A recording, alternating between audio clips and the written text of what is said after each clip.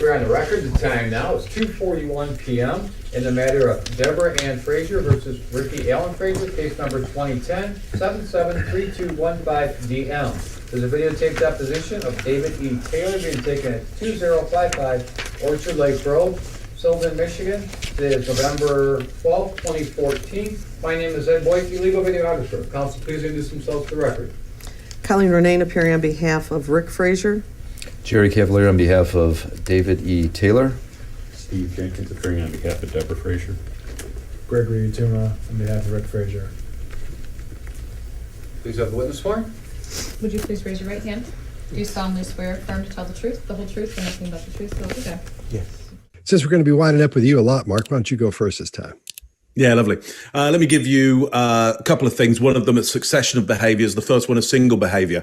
I want you to look out for the chewing that he's doing on either side of the mouth, pretty much probably digging his teeth into his cheek.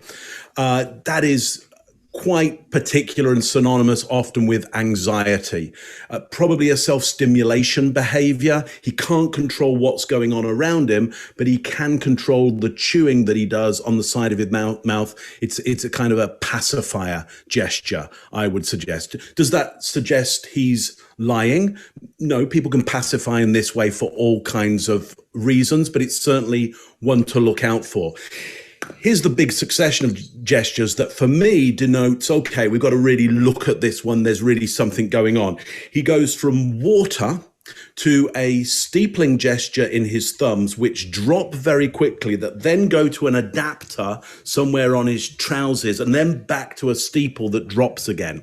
Do any one of those single things suggest somebody is lying? No, but all of them in such quick succession is very particular to see. So again, when I see that chewing, when I see that succession of what I would now say are probably all of them adapters, even the steepling as well, I would say, is him trying to control the environment by trying to feel confident and then realizing, don't feel so confident, better adapt here, that's not working for me, better go back to here, still don't feel very confident.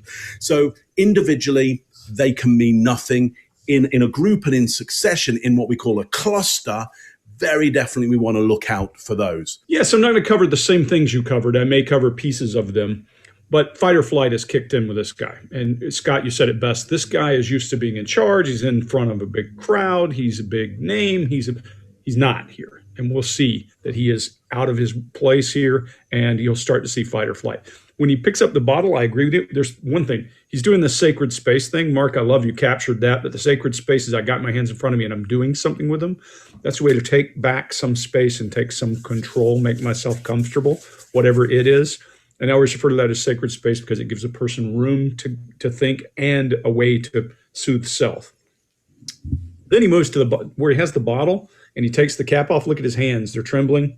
My favorite good indicator somebody's uncomfortable when they're in an interview, when they are being in a deposition or anything else, is how they set the bottle down.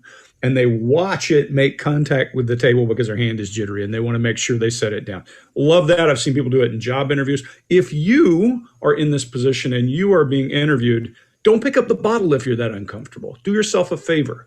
If you're interviewing somebody and you see them that uncomfortable and they move the glass and you want to make them comfortable, mirror that behavior. Do the same thing with your glass. You'll bring them back to some kind of grounding. Remember that fight or flight is trying to turn off our thinking brain, turn off that prefrontal cortex or the primate portion of our brain and turn us back into other mammals like cats. And that's what's happening here. You see the blink rate increase. You see him starting to do things to try to get comfortable. If you can remember that that's happening to you and feel it when you're being interviewed, then you take control again. Curl your toes in your shoes, move your leg in your chair, do something comforting that's not within sight, unlike what he did here. First, I want you to know directly from me that I never touched anyone inappropriately or made inappropriate sexual advances. I am 63 years old. I've lived my entire adult life in public view. That is just not who I am. And that's not who I have ever been. Chase, what did you think of the blink rate on that one? I did count the blink rate. Oh, I hope you did. Wait a minute. Okay. I was going to say I got it too. I was going to see if ours is the same. I'll write mine down. All right, write yours down. The way to quickly calculate blink rate for you is just like taking a pulse. You count how many blinks you see in 15 seconds and multiply that by 4. And Scott and I may have had a different 15-second window, which would account for a little bit different blink rate. But one thing that's fascinating to me right when this video first came up, and I watched these at like 5 a.m., is his lapel pin is 3.5 inches lower than it is in any other video of him I could find on the entirety of the internet. And it's the seal of New York. So the seal of New York has gone from a place of high status, and I'm sounding like Mark here. Yeah, nice. And it's coming down, like it's like a flag lowering itself towards the end. And we're getting towards the evening of his career in this video. Right away, there's severity softening. And severity softening occurs when a person does not want to say the name of a crime. So we hear the word sexual assault many times in these videos coming up, but you will not hear it in association with his behavior. Second, there's no legal definition of the word appropriate, and I think he knows this. He's an attorney. His dad was the governor of New York. He was married to a Kennedy. He was married to Robert Kennedy's daughter. The blink rate I got here for this video, Scott, is 89, and his baseline in his other interviews that he's done is 21. Also in this video, there are 2 non-contracted denials. This means a person did not use a contraction in their statement. Instead of saying, I didn't do that, they say, I did not do that. That was not me, instead of, it wasn't me. So 2 of those. There's a resume statement. I'm 63 years old, my entire life in public view. This is not who I am, who I've ever been. On the behavioral table of elements, which you can get for free, just Google that. His score is 20, which you need an 11 or higher to be likelihood of deception there. It was reported that your income was very high. Hundreds of millions of dollars, we'll say that, because I don't want to get hung up on the semantics. That's one room I wish that was true. And yet when you were in jail last week, the bond was $100,000, and they said R. Kelly couldn't even afford to get himself out of jail, that a friend had to come and bail you out of jail. What is your financial situation, if you don't mind saying? Here's the deal. So many people have been stealing my money. People was connected to my account. I went by myself for the first time to Bank of America. Didn't know what I was doing. Didn't know what the hell was going on. When did you do that? First time by yourself? About 3 weeks ago to a month. 3 weeks ago was the first time you went to Bank of America? Absolutely. By yourself? By myself. Because I was so tired of not knowing where my money was, where my publishing is. Isn't that on you then? Huh? Isn't that on you?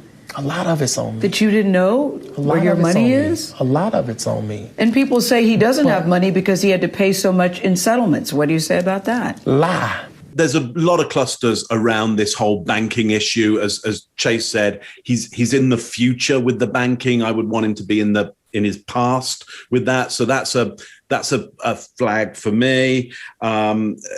He rocks from side to side before all of that. He's like, here's the deal. He doesn't answer the question. King, who is the best out there that you can see, she picks up on it as well. She wants to jump in and question that. She's seeing more data than we are at this moment. So my guess is if she's going into that, there's something up with that. And then he answers with, absolutely, it was. That for me starts to go, we've got to now watch out for this word absolutely, because it seems to come around moments where we now know his probability of lying has gone right up there. So let's watch out for that word. There's a lot of blocking. I'm already seeing the suppression of his right leg, which we're suspecting he is right-handed. That's his dominant leg. So I'm already thinking the passion is rising, and I'm looking for that leg. I'm already thinking he's going to stand. He's got a lot of energy in that leg already. You know, that could start rising even more. she is cranking him up as well at the same time. She's already interrupting him. He has this lyricism to him, again, which we'll talk about further on. And one of the things that seems to annoy him is if you interrupt his lyric, if you interrupt his rhythm, he has to go back on some words and restart, because he's got something quite romantic going on with this lyricism that he's able to have. And he's got these kind of looks that he's able to give Gail to try and bring her in and tease her into this story. But she's brilliant. She is having none of it. She's totally interrupting his usual patterns on this. Fantastic to watch. So today we're covering Hunter Biden. And just like R. Kelly, you have an image in your head of who this is. Even more importantly, his father happens to be president. And you'll take all the baggage associated with the fact that he's the child of the president and assign all of that to him and what we're talking about. We're talking about what we see in terms of body language. We'll have some very pointed opinions. Does not have anything to do with the president. Doesn't have anything to do with anything other than what we see. Period. That's it. All right, you guys ready? Yeah. Here we go. You make just one reference to it in the book. Yeah. Is that laptop yours? You don't need the laptop. You got a book. You get the book. It's all in the book. And I don't know. I truly... You don't know? The serious answer is that I truly do not know the answer to that. Did you leave a laptop with a repairman Not in that Wilmington? I remember. Not that you remember. No. But whether or not somebody has my laptop, whether or not I was hacked, whether or not there exists a laptop at all, I truly don't know. Are you missing a laptop? Not that I know of, but you read the book and you'll realize that I wasn't keeping tabs on possessions very well for about a 4-year period of time. All right. Greg, what do you got? Yeah, so I'm going to go, Mark, I'm going to sound a little like you this time. I'm looking at character. And as we walk down the path for this guy, I'm going to tell you that if you're not old enough to know this character, you're going to have to go and look him up. There's a guy named Eddie Haskell on Leave It to Beaver. And Eddie Haskell was notorious for anytime someone could give him something like a parent, he would suck up big time. Miss Andy, kid. Baby, won't you please come home? Your loving daddy is all alone. Oh, hello, Eddie. You singing? Just practicing for the glee club at school, Mrs. Beaver. I'm sure you are. And when they couldn't, he would talk down to them. There's a whole lot of Eddie Haskell going on in this video as we get into these next pieces. I'll point him out, and his demeanor changes depending upon whether he needs something or he's telling. And we're going to look at all of that. Now, I'm not saying he's lying here. I'm going to tell you he might not even know whether this is his laptop or not, and he hedges at every turn. So we'll talk about Eddie Haskell throughout this video. I'm going to say he's now Haskelling will be the term I use. Here, he starts off by chaff and redirect. He just throws a lot of crap out there for you to bite at and see which direction you'll go. By that, I mean like a plane dropping a bunch of chaff and missiles taking off after it. He's dropping something and hoping you'll get there. He's very vague in his response, always an indicator that somebody is getting the opportunity to avoid the question. He disclaims. His blink rate goes through the roof when he's talking about that, and he starts to trade guilt, saying, hey, I was a bad guy, and get off my back, in other words. And then he does sacred space, a thing I call closing your body, and then milling, so it's barriering, keeping space between me and you, and then adapting, he's milling his hands. And then he does a whole lot of barriering in general. He's locked up pretty tight. If he's not lying, he's sure sending a lot of indicators that something's up. And if I were interrogating this guy, the heat would go really up. I would say, no. You don't get to answer that way. You don't get to be free with this. You got to answer my question. I'd poke and prod and push. And what you're going to see is you see that brow go up, request for approval. Anytime he needs something, and if you go back and find Leave It to Beaver and find Eddie Haskell when he's talking, hey, Ms. Cleaver, you see that forehead up. You see all that nodding when he's talking to them. It's just classic. And we'll see him change his demeanor when he's talking in a different way.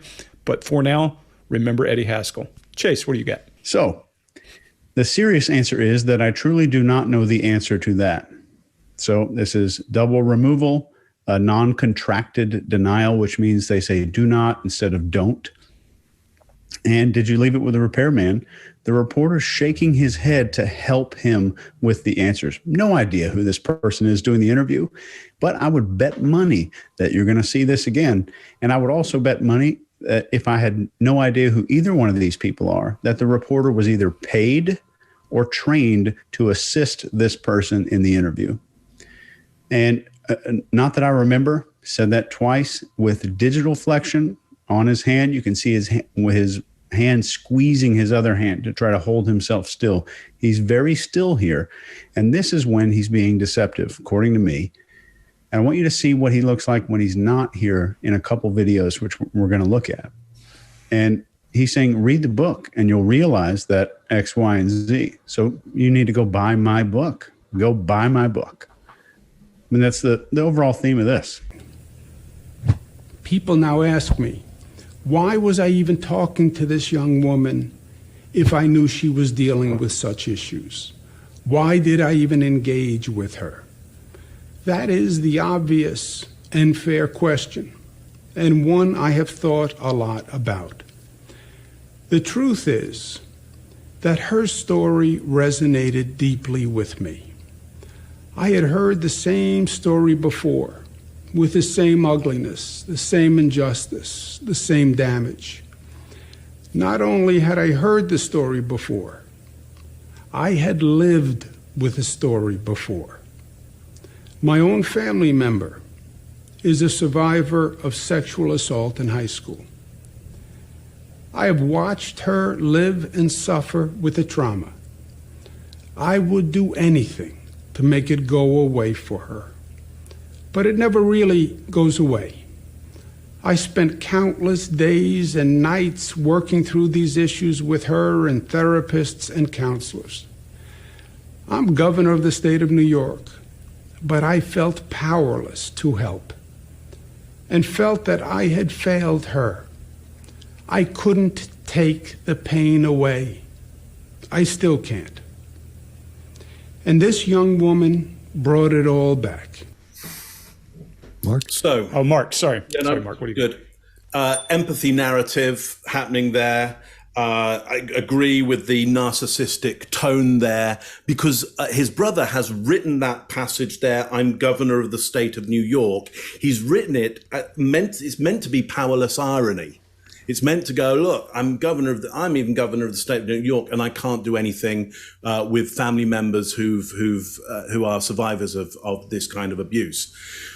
What Andrew Cuomo does is to use it as a power play, not as how it's meant to be written there as being powerless. He actually puts inflection on it that makes it powerful. So he can't even help himself when something's been written for him to take his status down. He uses it as an opportunity to bring his status up. He uses something which is meant to be demotive into another resume statement. It's quite extraordinary. And I'm sure his brother, doing the best that he can, he's not brilliant at the job, was pretty annoyed at how his brother delivers on this. But unfortunately, what this is kind of 101 stock risk management here, in that they go for the strategy of show empathy and roll out the family. Now, if this is where in a classic situation, you're outside their house and the politician comes forward and the wife and kids come out to the gate and the press are around and the wife shows that she still loves the husband and the kids are adorable. And we show this beautiful family unit and then in they go again and we hope the press go away with those photos. He's kind of doing the same verbally, going, look, I've got empathy here. It's a family situation. Have a look at, I guess it's a sister or a wife or even a child. I don't know who it is. But ultimately, look, if you had any real empathy and you really wanted to use the power to make that go away, you just wouldn't mention it. You wouldn't bring it up in front of everybody. If it's something that somebody wants to kind of deal with and maybe even, push to one side or forget about or deal with in their own time, don't bring it out to the whole public. You're doing the exact opposite. So again, he's using his power here in a rather corrupted manner, I would suggest. That's what I got on that one. Mark, no longer on the Cuomo's Christmas card list. Yes. His Christmas cards were rubbish anyway. They were all about him. It didn't look like she went through and packed a bag or anything. This and all that on the bottom, so it'd be kind of hard to tell if she took a little bit, or it'd be easy to tell if she took a lot, but it's hard to tell if she took a little bit or not. Okay. She tell you anything about leaving, moving out? Not moving out. I mean, the last time I talked to her was this morning. She said she was going to take the kids to a friend's house, and that's where she was going to be. And then I've texted her today. I've never heard anything, but the car's here. Car seats are here. Unless somebody came and picked her up. But the people that I know, nobody's heard from her. Nobody's seen her. Right. What we're seeing here is we're seeing the same question asked several times. During this video, or during this breakdown, we're going to see the cops act as a team. And man, they've gelled so well. I'm sure they've worked together a long time. These guys are great. And I'll explain that as we go along. As we get further down, I'll explain to you what they're doing. Like Mark was talking about, we see these lags in his illustrators. The illustrators, again, are the things that people use when their brain is emphasizing specific words and phrases, like I just then. Specific words and phrases. So when you have a lag in your illustrators, if you say something and then it comes down or it doesn't come down on time as you're talking about them, then something's going on in there. You're thinking, and he's thinking, because the stress level comparatively compared to how it's going to be a little bit later on is really low. It's really low. He's just talking. It seems like he's just talking to this guy. But when he starts, and we'll notice that he uses his hands, and I believe it's the passion plane, is Mark, up in here when he's talking about going back to I read all your books. So when he comes back to his illustrators, he's up in the passion plane when he's talking about things that he knows are true and things that he's done or he's familiar with or he's comfortable with talking about. So it doesn't mean he's telling the truth when they're up here. All it means at this point is he's confident with saying those things because he's used to saying them. He's thought those out a little bit further than the other things where he comes down here. And when he gets down here, almost in the grotesque plane, Mark, then when he comes down here and they freeze, after he answers the question, they just sit down there and he just bang, he's burning that cop. He just keeps looking at him because he's watching him to see if he needs to add any qualifiers to that, which later on as we go along and his stress level gets higher and higher, he starts adding qualifiers where he doesn't even need to. Qualifiers are the things that make your answer sound more believable. It gives it more punch, more oomph, and things that just dress it up and make it sound like a true statement or something that's believable. So that's pretty much what I got. But are you, Michael, are you honestly saying that you've only ever had one operation? 2. You've had 2? As I can remember. Yeah, just 2. So we see this hand gesture of 2. He's using the back of his hand. And I spent some time today looking at videos. This is a strong deviation from his normal behavior. He's a very open palm communicator. And this is followed by a short eye flutter. And eye flutter is something we do that some body language people will call eye blocking. But we also, another reason that humans do this is when our CPU is processing a bunch of information, our eyes will blink a lot. And they're asking him a baseline question here, which is pretty basic. And his eyes go to 9 o'clock. As we're seeing the video, his eyes move to 9 o'clock, which would make me, if I'm the interviewer, that immediate eye movement, I'm gonna remember that. And I'm gonna say, I'm gonna check this in a few seconds to see if it goes back to this spot again when I'm asking him about the car he drives, where he lives, the street address, what his house looks like, that kind of thing. And that's important. And there's a use of it, what's called an exclusion statement here. As far as I know, as far as I recall, if memory serves, those kinds of things. There's 2 different ways we can judge this on deception. For one, if I'm asking Scott, hey, Scott, does the guy that lives 6 doors down from you make crystal meth in his garage? And Scott goes, well, not to the best of my knowledge. That's not deceptive. But if I ask Scott, are you making crystal meth in your garage? And you go, no, not as far as memory serves. So the way you ask a question determines whether or not those exclusion statements are deceptive or not. And we see the hand wave, the wiping again.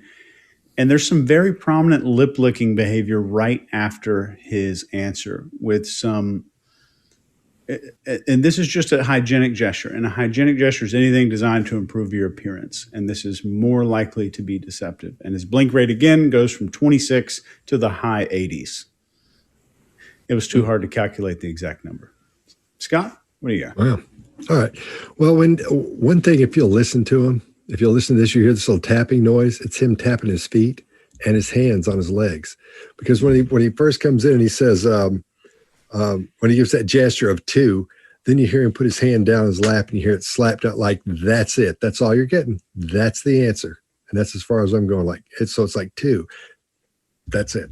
So that's what I'm seeing there. So he knows that's not right. But he's trying to put a stop to it before he goes any further.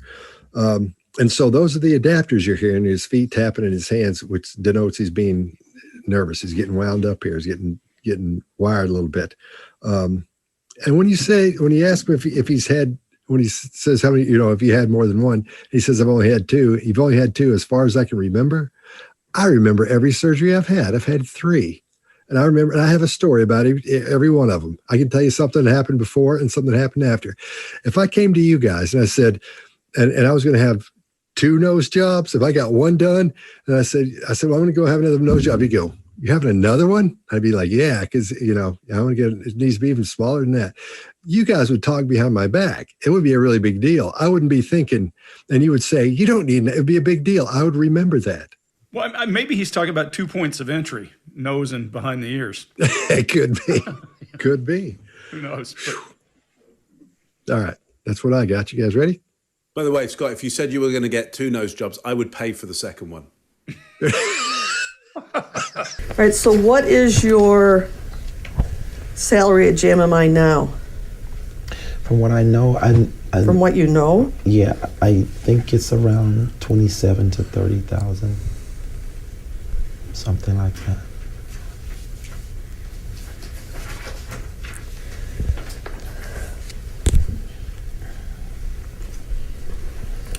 And what expenses are you saying that JMMI pays on your behalf? Well, it's the expenses under the law for clergy. So what are they? I don't know. You have to go research that. I can't tell you. No. I don't know everything. There is no research I can do that'll tell me what JMMI is paying for you. Well, what I'm saying is we abide by those laws, so that's where it would be. So No, it's, sir. I'm just saying I can't tell you. I don't know. You have no idea what expenses JMMI pays for you. I know a housing allowance. How much is that? I'm not sure. Don't know. What other allowance? There's, I don't want to misstate, so I don't know. I'd rather for someone who's professional tell you about that. Well, no, I'm asking about your personal, not in theory. But you're asking about ministry stuff. Let me finish. I'm answering you. No, don't interrupt. Let me finish the question. Okay. I love how he goes from what I know to I know, I don't know. There's lots of flip-flopping between what you know and what you don't know. Linguistically, he's not making any sense at all. You'll notice him rocking backwards and forwards right at the start as well. Self-soothing gesture, in my opinion, there. And then the last one, the 27 to 30K of what he thinks his salary might be. We get the bitter taste in his mouth. There's something that he knows is distasteful about what he just said there. There's just too many red flags here to suggest that he's telling the truth or he's innocent. Mine's going to be fairly short. Sorry. Because when I first saw this part, and it's classic because it comes right after that when he gets sworn in, he answers a couple of questions. Then he begins, and you guys get ready for this because you go, I can't believe I didn't bring this up. So that's why I was kind of bummed out because I figured you guys were going to nail this right out of the gate. But what you see him do, his hands come down, they guard his groin area, those shoulders come forward. He comes forward a little bit, trying to guard his heart and his lungs and his stomach, doing that number. As his shoulders come forward, that head goes down, guard that neck, and he starts turtling. And that's the very first thing you see most of the time when someone is not telling the truth and you start asking them questions. First thing we do is, what? Those eyebrows go up, request for approval. And then that you start from there. You've got to get them open back up. She's not interrogating him here. So it's a completely different situation. But he does the classic moves of bringing everything forward and going down like this. Whereas the opposite of that is when they're getting ready to tell you everything. For example, in a murder, you'll see them start rocking and they'll get opened up a little bit. And that's when you reach over and you touch them on the leg, blah, blah, blah, like we've talked about before. What else have I got in here? I think, yeah. And originally I thought that nose scratch was part of eye blocking, but I think it's just another adapter. So that's one of the number one things people learn when they first start body language is if you scratch your nose, it means you're lying, because there's so many blood vessels and everything in your nose that it is sensitive. But that's the number one overdone absolute I've ever heard is people constantly talking about that. I think it stems from a research. Of course, I'm going to bring this up, but it stems from a research that was done at a university where some dude in a lab coat read questions off a clipboard, and they said you need to lie to question 11 or whatever that was. And nose scratching or facial touching was the number one indicator of deception that they noticed. But it's what they failed to tell us. It's the number one indicator of deception. When you tell someone to be deceptive, the stakes are low, and it's a college kid in a completely safe environment, knowing that there's some idiot with a clipboard in front of you. So there's some asterisks in that situation to that. Yeah. Have you ever given your father money from any of your business ventures? No. Nothing? Nothing. Ever. Not a nickel? Not a nickel. Directly or indirectly? Directly or indirectly. Not a nickel ever. 100%. No. Never. So the reporter starts again. This journalist, no idea who he is. Looks like he's been specially coached to make sure this interview is in favor of Hunter. So this is bad. Whoever this guy is really bad. There's more no head shaking during the initial question there. Continues to shake head, only offering pieces of the questions he should be asking. These small fragments that allow the person to just say yes or no, nothing ever, directly or indirectly. And it's a recipe for disaster there. And in Hunter, we see fidgeting and digital flexion.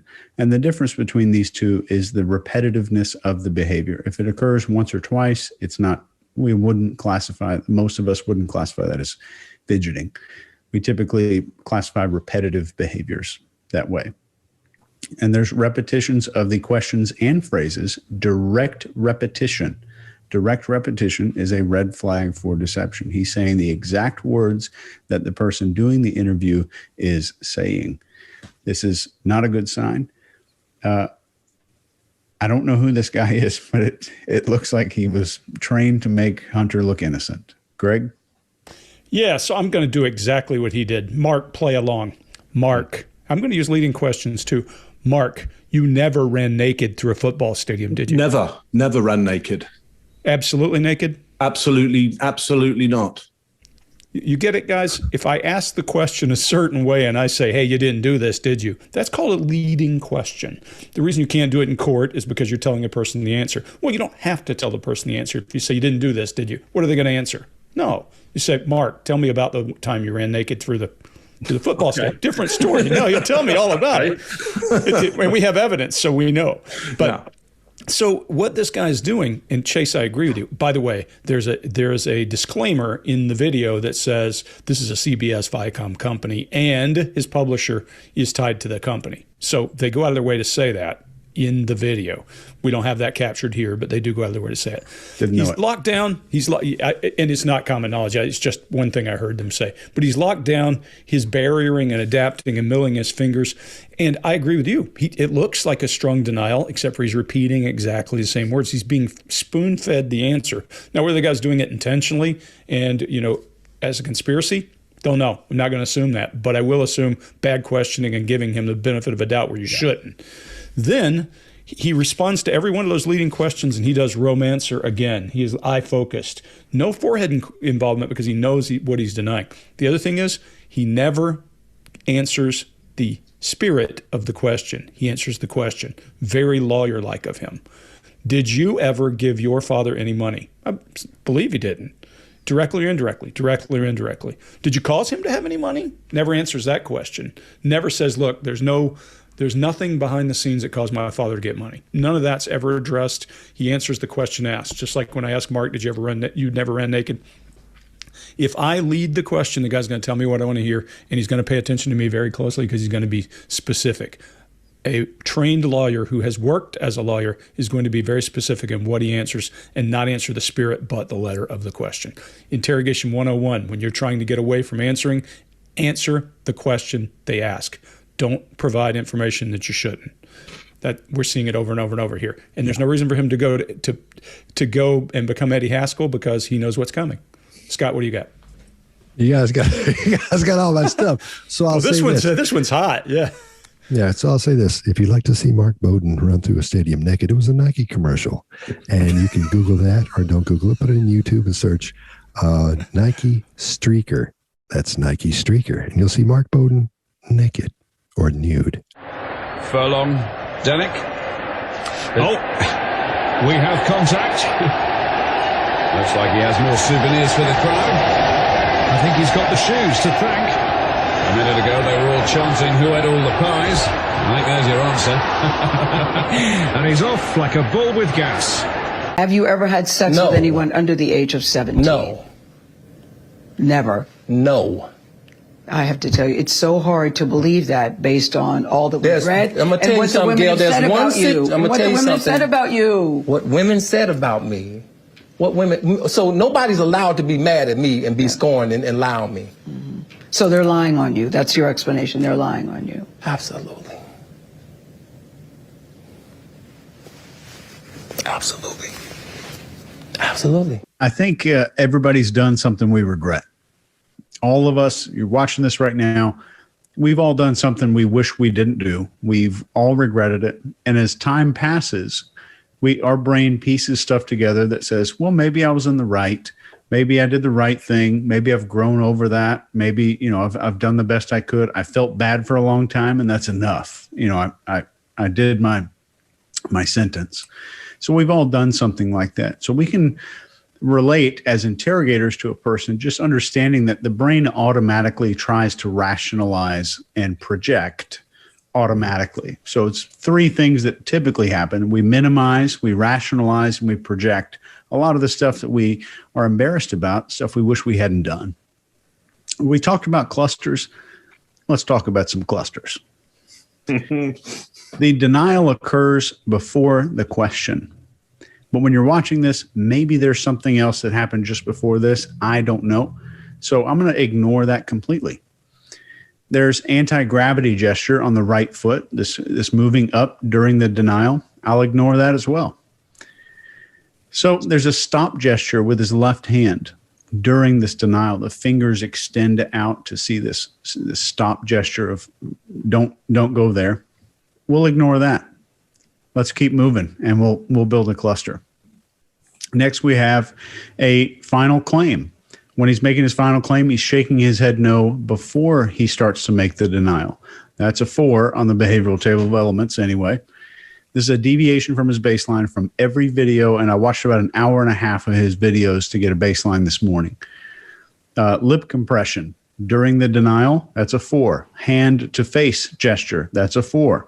Emotional eye recall movement, where he's just kind of accessing some emotional state, I'll ignore it.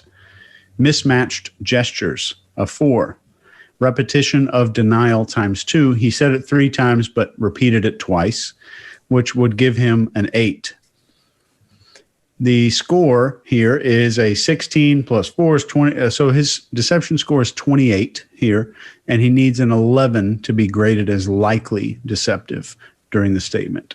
And I ignored 4 things that could have been scored. So what we're seeing here is a big cluster of behaviors here. And with that long one, Mark, I'll pass it to you. Yeah, the one thing I'd written down here, Chase, was I want to know what Chase ranks this on the table of elements, because I started going through head shakes, eye blocks, lip suppression, self-soothe, incongruence, single shrug, turtling, shrinking. It's like, God, there's such a big cluster in there, and even with you discounting a whole bunch, he's still got that high score.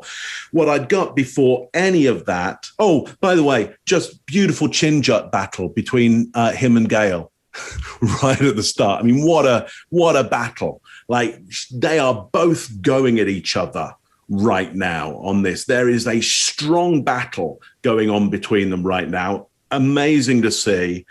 But we get that word that I said at the start that I was worried about. We get absolutely, absolutely, absolutely. And that, along with that huge cluster, is just too many red flags flying at the same time for me. That's just a huge cluster, I would suggest. Did it scare you? Did you think it was wrong? A couple days prior to the abuse starting, he started touching me, just in the sense of like, hand on my leg, lots of hugs, kissing my forehead, rubbing my hands. So there'd been this kind of development of physical closeness that was happening already that felt like a father, but just felt amazing. As Michael started doing these sexual acts, he started talking to me about God brought us together. We love each other, and this is how we love each other. We love each other, and this is how we show each other our love. Greg, what do you got? Yeah, I usually associate large illustrators with a true story. However, if they're way too demonstrative, I wonder. And, that all this stuff makes me feel uncomfortable. Now, also, I will say, when a person feels guilt or remorse about something, they also can, they'll rehearse and get everything together before they show out there. I don't know this guy's baseline, and shame on me. I should have gone and watched a video. If his hands are normally big talking, then this is real. But if all that is overly rehearsed, then shame on him, right? I haven't seen his baseline, so hard for me to say. We usually associated large movements, lots of illustrators with telling the truth. And he does have a very clearly enunciated story as he's going through this. It's not just his hands. If he's acting, and Mark, I'll pass it to you after this. If he's acting, he's doing a pretty damn good job, because his gestures, his hand movements, his illustrators, his face, everything is punctuating at the same time. There's congruency, is the term you would use in body language, in the messaging. If his messaging is this good, I don't know what he does for a living these days, but he should be in advertising if his messaging is this good and he can rehearse and do it. It looks fluid, it looks natural, it looks believable. There's a lot of reasons for this guy to show nervous body language as he's delivering this message. And his message is congruent, face, hands, words, all at the same time. And that's hard to fake, in my opinion. So I'm going to pitch that to the expert on being able to fake it, Mark. Yes. And Mark, before you start, let me throw this up, because I forgot to add this to my thing. The first books I read of yours, you always talked about the truth plane and the passion plane. Yep. And I don't know if you're going to get into this here, but as we go through this, we explain what his hands are doing in the truth plane and the passion plane and the differences in those. Yeah. So Greg, I got the same things written down here, which is clear illustrators, and they're congruent with the story. They're very descriptive. So I think some of the kind of big demonstrative nature of it, when he's coming up into passion, which is chest height here, it's because he is energized about the story. We do get descriptions of height, I believe, and stroking the head, and during all of these descriptions of the act, you get downward intonations. So there's a lot of congruency and certainty around the acts that happened.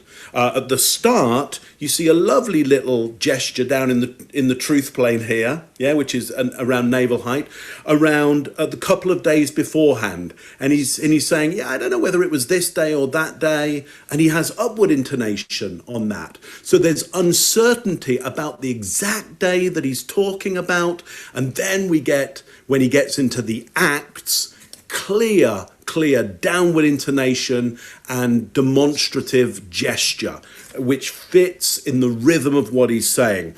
Then we get onto how he felt around it. So the feeling of a father, and then we get upward intonation. So he's very clear on the acts that happened. He's not so clear about exactly what days before leading up to it they were.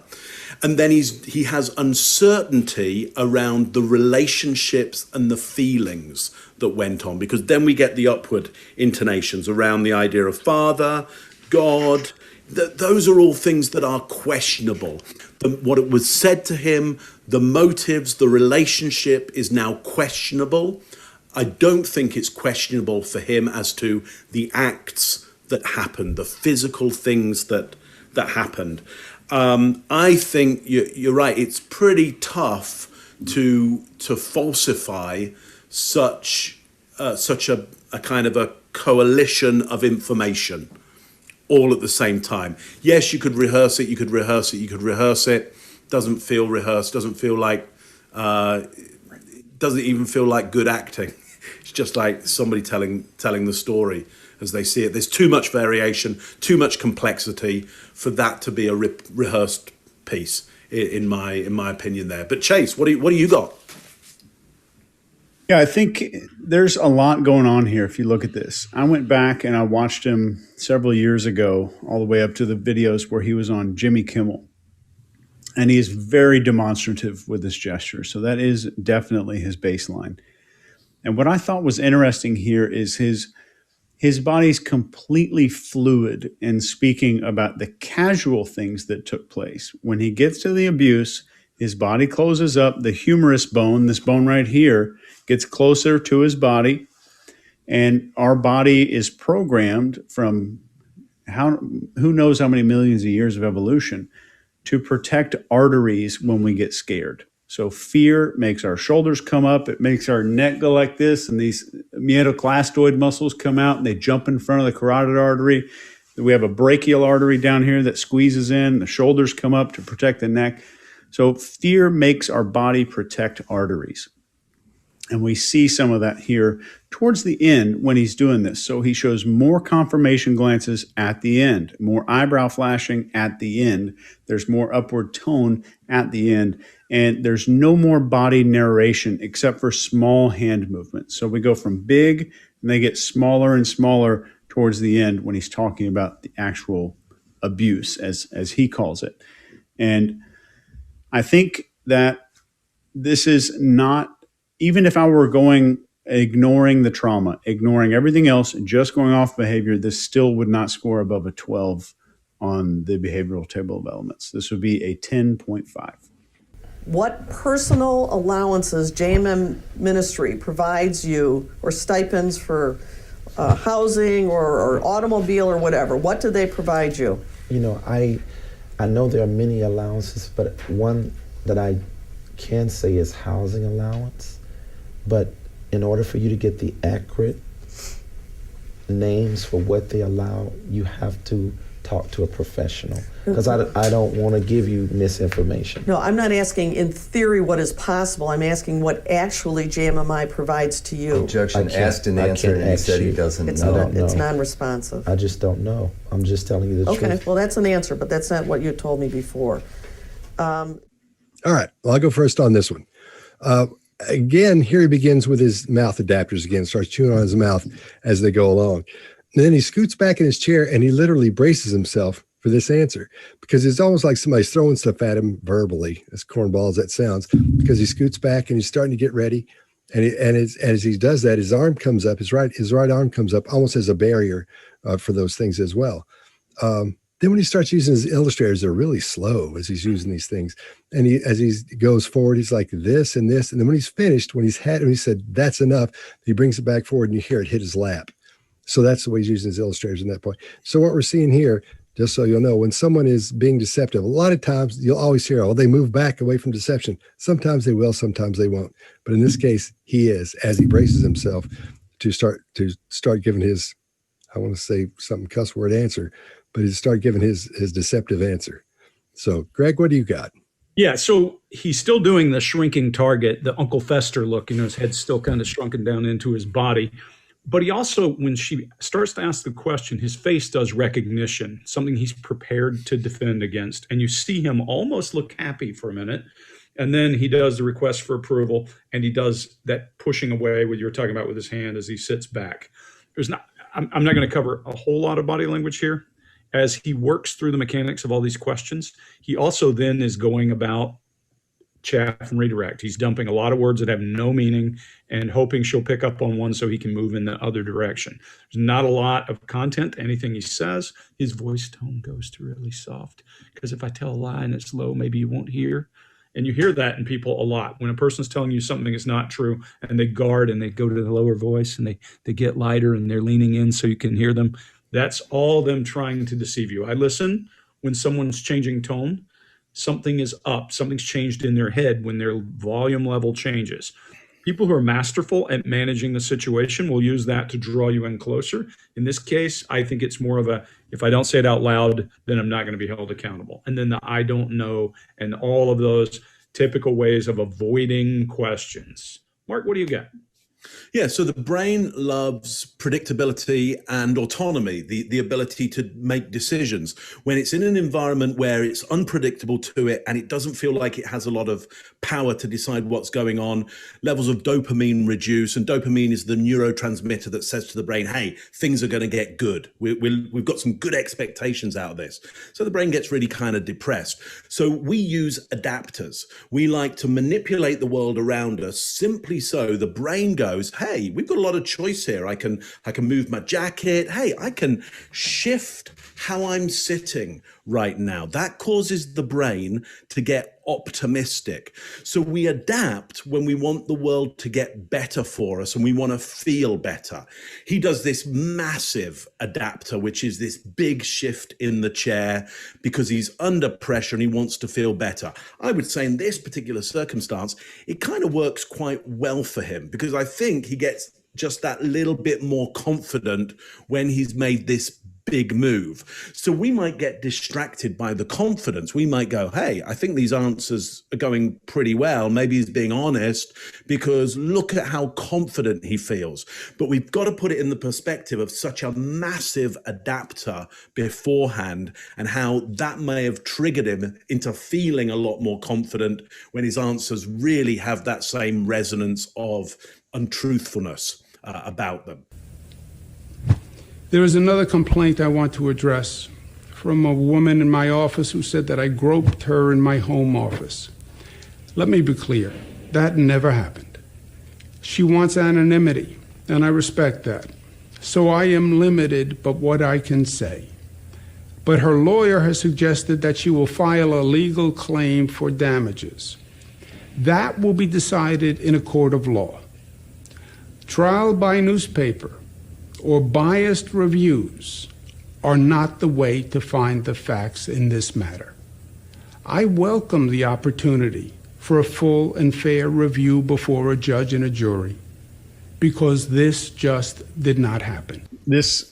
When we see this one eyebrow hesitantly try to lift up on his face, when we have a true emotion versus a fake emotion, they come from very different parts of the brain. The last time you were at a concert and really enjoying yourself and smiling, you weren't stopping to think, oh, wait, I need to smile right now. This is the time I need to smile. So when we do a fake facial expression or fake gestures, they're more likely to be asymmetrical because they haven't been tightening those muscles on the face for 6 million years. They don't have a whole lot of practice. So we're more likely to see some asymmetry there. I think that's perhaps what this might be. During the word woman, there's a single shoulder shrug here. I cannot tell if that's associated with a hand gesture or not. The head shaking is during his denial, which is in keeping with his normal baseline behavior. The increased speed during denial. There's an increase in his speed, which is indicative of deception. There's an immediate mouth closure, which is different than his other ones. This one, it snaps shut immediately after that. When he's talking about a judge and a jury, His eyes close on specific words, just like a baton gesture. And this is coined by Desmond Morris, if you want to read more about that. But a baton gesture is when it goes along with the cadence of what's being said. And then this just did not happen.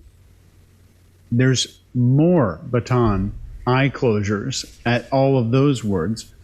Then there's a non-contracted denial where there's a non-contracted statement. Instead of didn't, he said did not. Then there's no claim that the accusation was false. There is no claim that the accusation is false. That's a big deal. The high blink rate in this video is almost a new baseline for him. But I cannot count that as deceptive, and I won't. Since he's been doing it throughout the entire video, I won't count this as standing out from the crowd.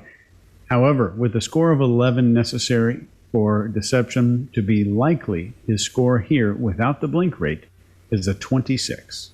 Yeah, all the same things you're seeing. I'm going to cover a couple of them in redundancy, but that I just think we need to cover this. First of all, when you talk about the brow up, guys, we call that request for approval or something. We're looking to you to get approval, or we may use our brow to drive home points. Many gestures, many things that we do can have multiple meanings. A great example is the one that you brought up, Chase. He's blinking his eyes, but then he goes bump, bump, bump. And he does a non-contracted denial, and he illustrates or drives home his point with each. Much like our little friend Aaron Caffey saying, kill my parents in that video. The same thing, using your eyes to punctuate, batoning with your eyes. And that's a great Desmond Morris Man Watching. Great book. You go find batoning gestures there. He starts off with lip compression right out of the gate. That's from the last question. He's illustrating with his right hand. You see that shoulder moving. He, in most cases where he's talking about something negative, he's illustrating with his right hand. Positive's left. When he's doing his resume statements is here. When he's saying something negative, his hands move over to here. He's doing now a lot of that, what we talked about, front of mouth talking, and it's making him sound whiny. No more gravel, more whiny sounding. One brow goes up, his blink rate goes through the roof, then he does that blink rate to illustrate, and a non-contracted denial. One other thing, Mark, not only is it in a court of law, not only is it with a judge and jury, but they're going to review, not a trial. He avoids that word wholesale. Nice. Guilty people don't like things like trials. Lots of red flags, guys. Like we said, we're Switzerland, but even Switzerland can see across the border. Here we are. Allie, your brother's widow threw the gun away. She was trying to protect you? Oh, I think I think she was just concerned about me. Why did you have a gun? Concerned. Well, I did, again, the period of my life that was difficult. It was, but, I don't know. Hallie's intent was to make certain that I didn't do anything to hurt myself. According to the reporting, at one point, the Secret Service went looking for the record of sale. Do you know anything about that? Nothing. No idea. Did somebody report the loss of the gun? Oh yeah, they had in the moment. We knew that the gun was lost. That Hallie had thrown it into a trash can, and I told her that you can't do that. When I realized that it was gone, and so she went back, and the police came to help retrieve the gun, which was retrieved. Someone had gone through the trash and picked it up, and they found it within hours, I believe, and so. That was the end of the story. But you know about the Secret Service being involved? No, I had no idea. I don't know whether the Secret Service were or why they would be, or I don't think that that's true, to my knowledge. It would be very concerned that you had a gun. Wow. All right, I'm going to go first on this one. This is victim talk. I'm a victim right from beginning to end. And he says, why do you have a gun? He goes into this chaff and redirect it. Boy, we should put that in the book or something, because that is it's wonderful what he's doing right in there. That's really great. And he goes right to that get out of jail crack card every time, because when he asked him about the gun, he goes, well, I was the part of my life where, because he's getting ready to say, I don't know what was going on. He's trying to work up a way to use that to add it to that. Well, I don't know what happened. I don't know what was going on. Shoot, I was on crack. Again, we see that the same thread of that hand squeezing going through there as an adapter. He looks uncomfortable. And at the end there, I'm not going to say anything because I know Greg's going to eat it alive. That where he's bobbing and weaving there at the end, the one that gave us the giggles so bad. So, Greg, why don't you go next? Yeah, so he starts off with this whole adapter barrier, the same thing we've been seeing, and then he goes into, again, Eddie Haskell. His forehead comes up. He starts trying to placate this guy. Chaff and redirect at every turn. So my favorite chaff and redirect is he starts to puke up, hey, why'd you have a gun? Well, I was in and suddenly thinks, involved with drugs and carrying firearms looks a lot worse than involved with drugs or carrying firearms. So he edits in the middle of it, and his blink rate just goes. He flashes so much, I think he's doing "I'll Fly Away." You could have Allison sing the song in the background. And then he starts to bounce, and he gets that little his foot bounce, and as his pulse increases, he loses himself, and he starts to stammer and just trail off. And Chase, you talk about him sounding like his dad. When his dad loses place in the conversation in a speech, he does the same exact thing. He trails off and drags out. And then he's doing all that bobbing and weaving. It's just avoiding the incoming body blows that he's expecting.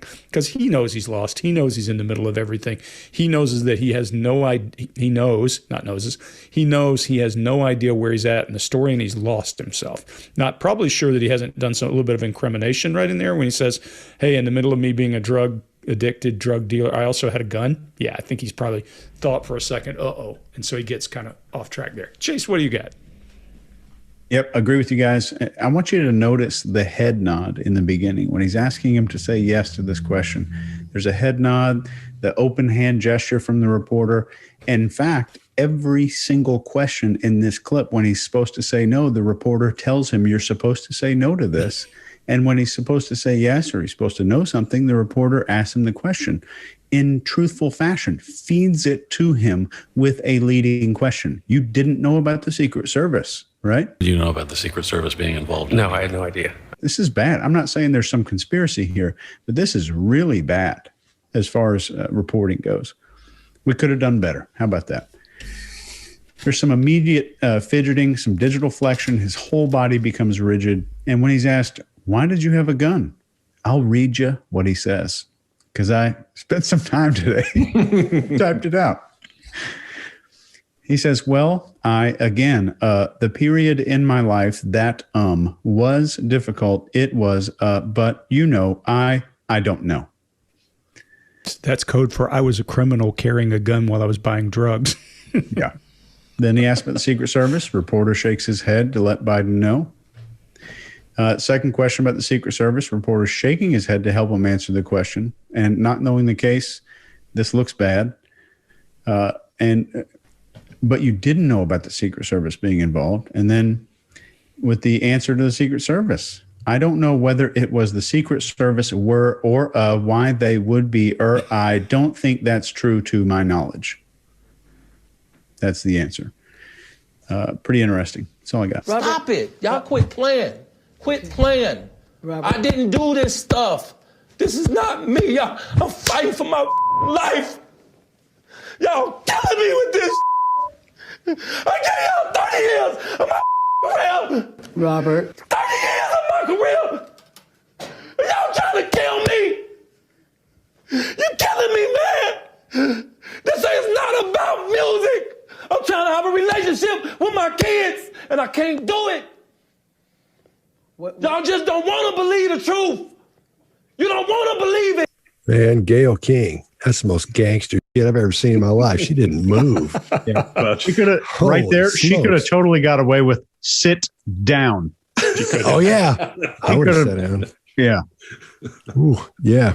She's totally good. Okay, Chase, what do you got? Suggesting accusations and defining the accusation as someone playing is a really good data point here. And when he's saying, I didn't do this stuff, this isn't me. He's talking about this isn't me anymore, because he immediately shifts to, which he has many times throughout this thing, he shifts to going back. It's been 30 years. Time is the healer. Time has corrected this problem already. We don't need to revisit any of this stuff. And this isn't me. So what that is what we call an interrogation, some dissociative statement or a dissociation statement, where they're dissociating from, that's not me. I'm not the person.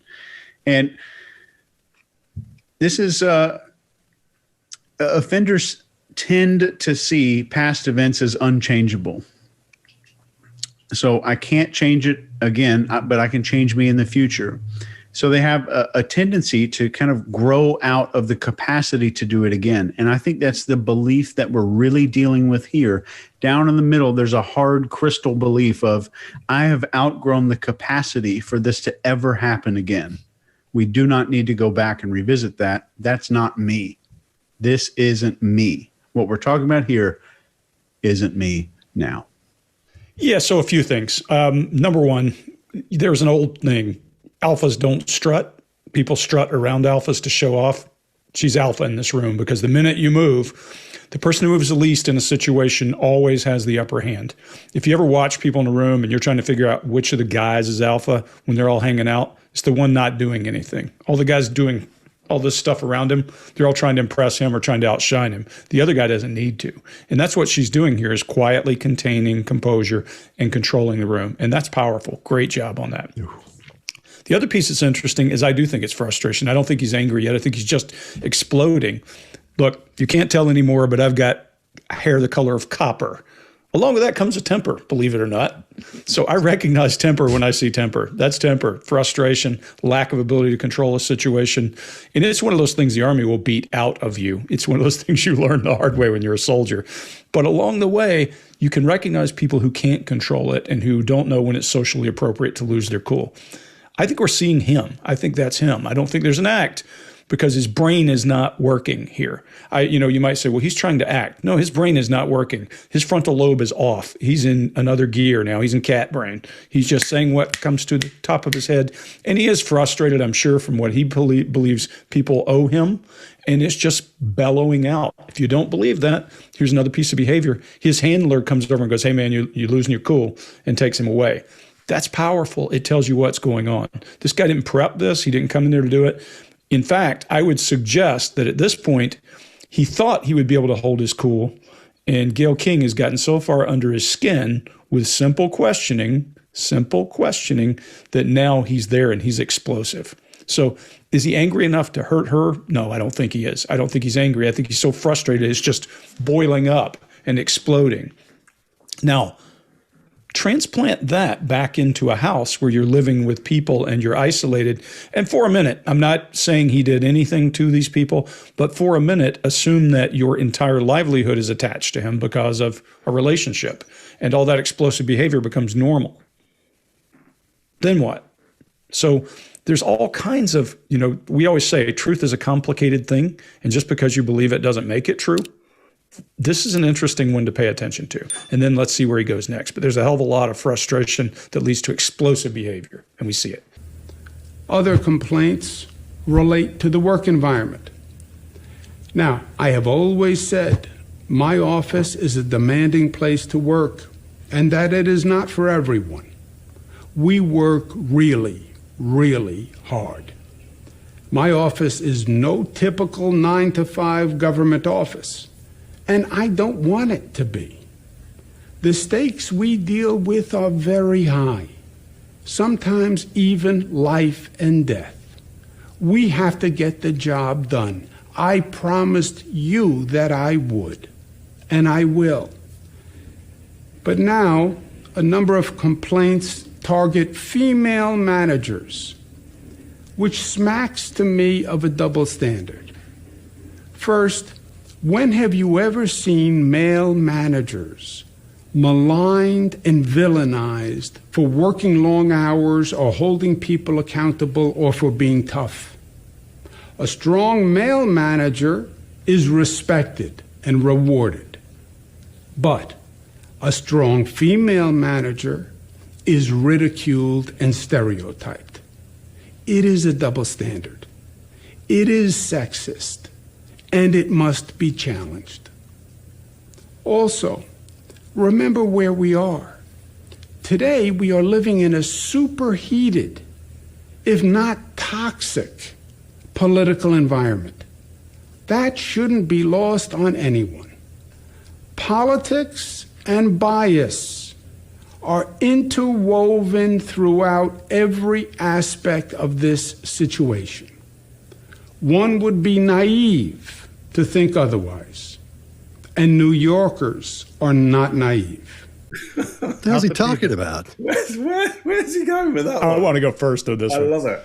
All right, Greg, go ahead. What do you got? Oh, I love this. Now he's doing something he knows how to do. He's a politician. He can talk without meaning, and he's doing a hell of a lot of it. He's chaffing and redirecting, but it's on a grand scale. He's filibustering is what he's doing. He's just spewing words and hoping one of them is good enough that you'll pick it up and run with it. But then he takes holy ground. He takes the Bill Clinton playbook. I got work to do for the American people.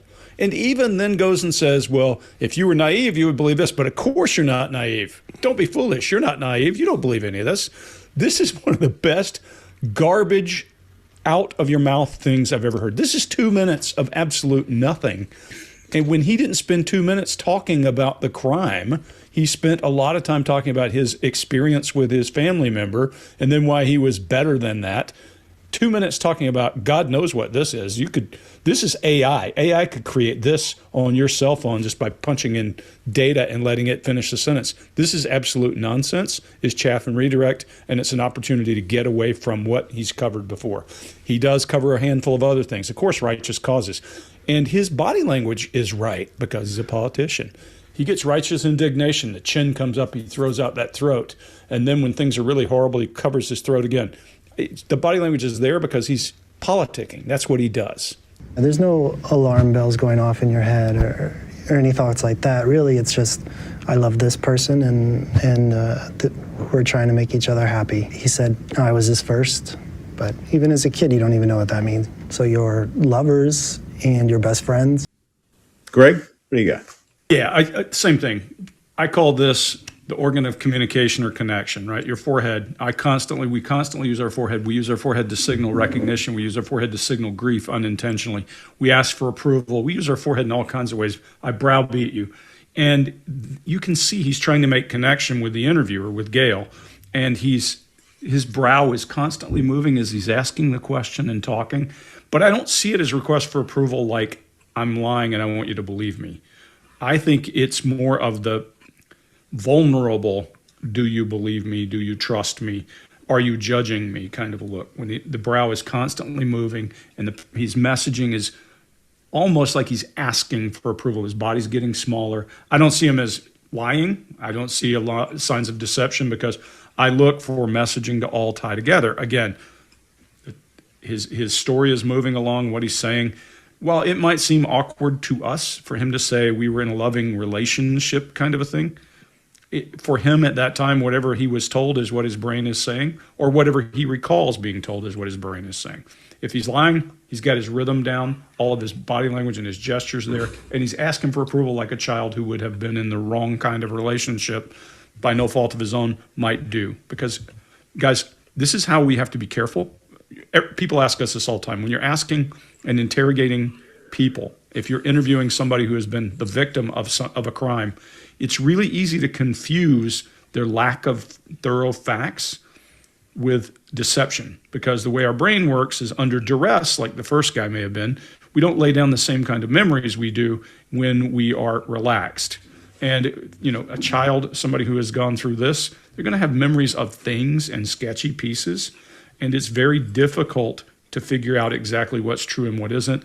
And so you have to try to remove your own biases in either way, whether it's you believe Michael Jackson did something or you don't. What we're looking at is fluid movement that looks like he's signaling what he's saying. That's mine. Right. Well, I've seen a couple other interviews with people who have accused him of this as well. And one of the guys said he also said he was the only one, or he was his first. This is the first one he's been like this with. So that seems to be a common theme throughout that. And with this guy we're looking at now, again, he's fairly comfortable. He's loping, and I mean comfortable as in delivering the story in the state that he's in, because it's probably the state he gets in every time he's doing that. Everything looks the way it should to me. The only thing that bothers me is he places the situation in third person. He separates himself from it, which is quite common in these things, because he says, you don't understand this, and you're not aware of this, and you don't do this, as he's telling that story. And that's when I think this is the only time he does that. So that kind of bothers me, but I know the differences in that.